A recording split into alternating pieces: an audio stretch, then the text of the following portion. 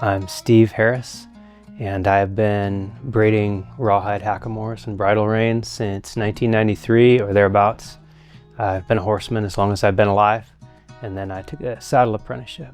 So you would say that I am a trenzador. I'm a traditional rawhide braider and a talabartero because I make these vaquero saddles. When I was 15 years old, my oldest brother came back from Nevada. He'd been a buckaroo at a ranch down there. There was an old guy there who taught him how to braid rawhide, got him started. We cut some more rawhide string and we started braiding, and I just never quit. It really pleased me the way the plaits go together, the way the braid supports itself, to see math in 3 dimensions.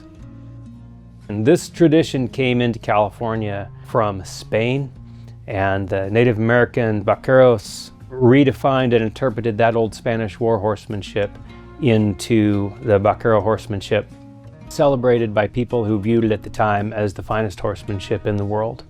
People who came on ships and observed it were astonished by the quality of the horsemanship, by the number of horses, and how well people rode.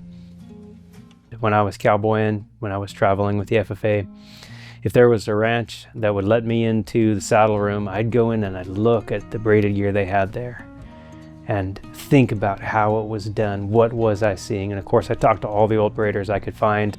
Trenzar, the art of braiding vaquero horse gear, almost disappeared off the face of the earth, at least here in North America on the Pacific Slope. When I met Def Severe, he told me I was the only young guy, less than 50 years old, who was braiding. I was born at exactly the right time because I knew Ray Ordway, knew Ernie Morris. Dan Carlson is my cowboy mentor. So many people have helped me. And all those old braiders, they all told me the same thing. They all said, keep braiding, don't quit. I owe a great debt of gratitude to the people who held on to the old ways when everything else was being left behind in rodeo and Marlboro Man and John Wayne, and there's a very few people who just held on to the old ways. Then a great thing happened. There's been a renaissance of better horsemanship, and a lot of people are trying to ride better, and they're going back to older types of gear. Traditional practices are sustainable. We have 5,000 years and more of history with horses and relationship with horses. And horses have shaped us as people, and horses, they're defined by their relationship with people. And the way we have been doing things for a long, long time, it should be paid attention to. There's always room to grow. There's certainly room for improvement, but one should not lightly dismiss the vote of your ancestors. Honor the old way. 25 years, I've had many apprentices. 3 years ago, my daughter, Catriona, began her apprenticeship. We're studying vaquero heritage, all that goes into it, stewardship of the land, horsemanship, leather work, rawhide braiding. We chose to focus specifically on building a hackamore. This is a hackamore. You'd say una yakima. That's a Spanish word. It's from the Arabic shakma. But we chose to use this as the focus of her apprenticeship because this is the essential piece of gear for helping a horse learn in this tradition. My name is Katie Harris, and right now I'm learning leather work and braiding. And I like horses, and I like to work with horses. The core is 2 strands of rawhide, one twisted clockwise and one twisted counterclockwise.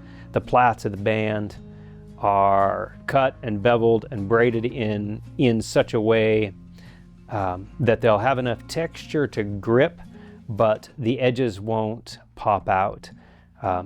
The number of plaits in the nose button, each one forms a hinge, and they need to be substantial enough that they don't wear out and fine enough that they're very lively. Do you see it rippling? Do you see the signal rippling through? When I began braiding,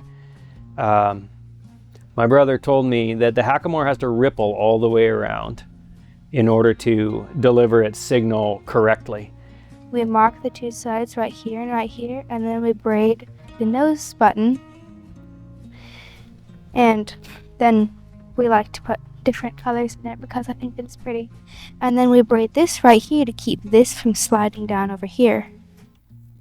And then we come over here and we make the heel knot. We make the heel knot foundation right here. Some people like to make theirs really long, but we like to make ours more round. And then we braid that, and then we put the hanger on, which is right here.